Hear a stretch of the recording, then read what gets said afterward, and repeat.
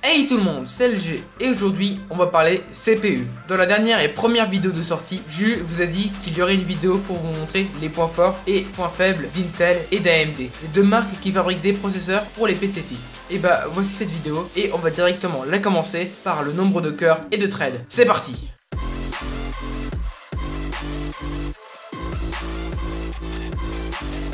Avant de commencer cette première comparaison, je tiens à vous préciser qu'il n'y aura aucune préférence entre ces deux marques et que j'ai choisi deux processeurs dont le i5 8400 et le Ryzen 7 1800X car ils étaient tout simplement en même prix chez Top Achat et qu'ils ont plus ou moins le même niveau. Je tiens à préciser qu'il y a une hausse des prix du côté de chez Intel. Mais vous allez me dire en commentaire, ouais il y a un R7 contre un Intel, de dernière génération, c'est pas équitable. Mais en fait, si, c'est plutôt équitable car ces deux processeurs sont sortis la même année. Donc voilà, cette fois-ci, on va vraiment s'attaquer au vif du sujet. Nous allons commencer par analyser les cœurs et les threads des deux CPU. Nous avons du coup un total de 6 cœurs et 6 threads chez Intel, alors que chez AMD, pour le même prix, nous avons 8 cœurs et 16 threads.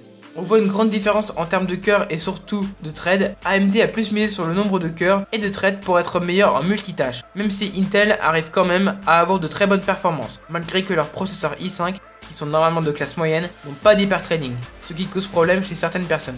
Maintenant, vous devez vous poser sans doute cette question. Comment Intel arrive à rattraper AMD sur le gaming, malgré le fait qu'ils ont moins de cœurs? On va voir ça dans la deuxième partie qui porte sujet sur les fréquences.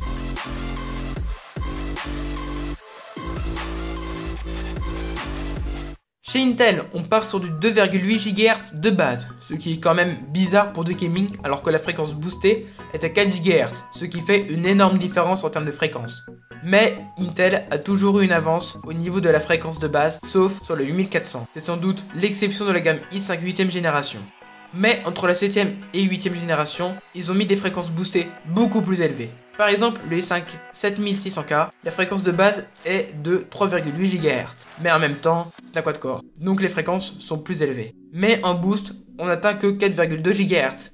Ce sont de très grosses fréquences. Certes, 0,4 GHz de différence, ça se ressent. Mais l'écart est minuscule par rapport à la 8ème génération. Vous vous rendez compte? Plus de 1 GHz de différence. 1 GHz! Surtout sur du 6 cœurs. Mais boosté, les fréquences de plus de 1 GHz ou plus sur du 6 cœurs, c'est complètement fou. Il y en a plein qui ont plus de 1 GHz de différence entre leur fréquence de base et celle boostée. Si vous regardez bien, il y a tous les processeurs i5 et i7 de 8ème génération qui en sont concernés. Personnellement, Intel devrait plus se concentrer sur les fréquences de base que sur les fréquences boostées, car je pense que certaines personnes ne voudront pas toucher aux paramètres du processeur et devront se contenter du 2,8 GHz, alors qu'Intel aurait pu faire en sorte que cette fréquence de base soit plus élevée. Ce que je viens de dire est purement personnel. Je pense qu'Intel ont voulu mettre une double utilisation sur leur processeur, 8ème génération. Je m'explique. Ils ont mis une fréquence de base assez basse, pour les personnes qui ne veulent pas jouer sur des jeux en ultra 200 fps, mais plutôt jouer sur la durabilité du CPU, et ils ont mis une fréquence boostée très élevée pour les gamers qui attendent de bonnes perfs et qui se fichent entre guillemets de la durabilité de leur CPU. Désolé d'avoir parlé autant des fréquences d'Intel, mais c'est un sujet très intéressant qu'il faut aborder. Maintenant, chez AMD, on passe sur du 3,6 GHz de base, puis on monte encore jusqu'à du 4 GHz, ce qui est plutôt commun chez les processeurs d'AMD. Cela est plutôt bien pour ceux qui veulent que leur processeur ait une fréquence plutôt élevée sans mettre le boost. Donc, le problème des personnes qui ne veulent pas toucher aux paramètres de leur CPU, AMD est là pour eux. Comme ça, tout le monde est content et on va pouvoir passer au cache.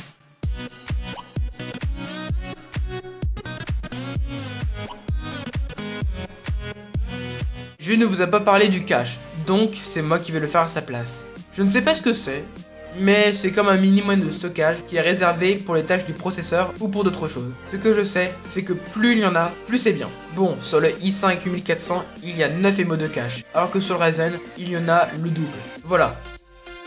Passons au TDP.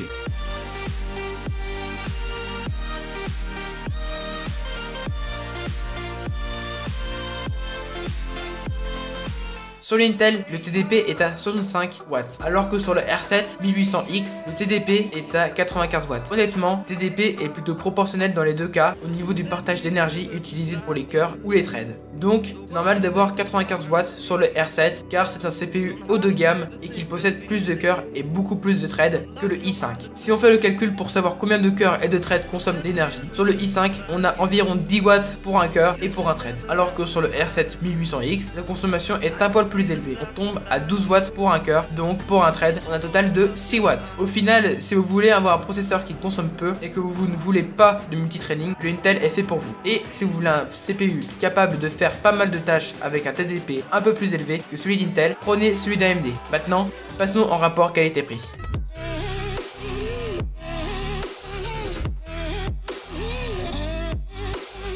Pour le Intel, le rapport qualité-prix est plus que convenable. Il fait de très bonnes performances et en plus, il a un ventirad fourni. Mais je vous conseille de le changer, car regardez comment il est fait. Je ne vous conseille pas d'overclocker votre processeur Intel avec ce ventirad. Même, ne le faites jamais, car vous pouvez être sûr que dans 2 semaines, il sera déjà mort. J'exagère un peu, mais il fallait en parler, car un ventirad comme celui-là, c'est inadmissible pour une marque pareille. L'atout de ce processeur, il est très bon en gaming grâce à ses fréquences. Il possède aussi une mini carte graphique intégrée qui n'est surtout pas la meilleure, mais si vous ne voulez pas des graphismes ultra stylés ou bien acheter une carte graphique, cela vous suffira. Mais au niveau du montage, il est un peu plus lent sur le rendu, ce qui est normal car il n'a que 6 cœurs. Maintenant, passons du côté de chez AMD. Le rapport qualité-prix du R7 est convenable. Il est bon en gaming, mais surtout, son plus grand avantage, c'est qu'il est multitâche. C'est-à-dire qu'il est performant partout. Peut-être un peu moins bon sur le gaming qu'Intel, mais beaucoup plus performant au niveau du montage. Pour finir cette vidéo, on va tout récapituler et dire les atouts et les défauts des marques. Commençons chez Intel. Intel a de très bons processeurs faits pour le gaming et leurs plus gros modèles sont polyvalents. Pour avoir de telles performances en gaming, l'entreprise a tout misé sur les fréquences, ce qui est parfois peut-être contraignant pour le montage, car il faut surtout des cœurs et des threads.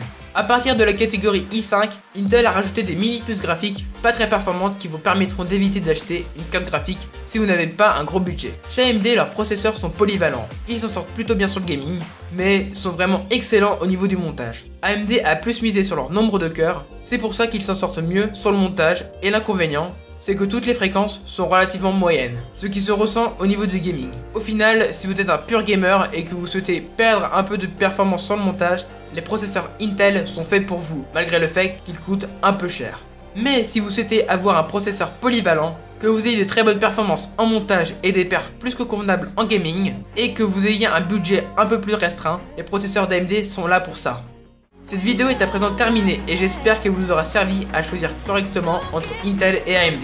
Si vous avez des questions, vous pouvez nous les poser en commentaire ou sur notre serveur Discord qui est en description.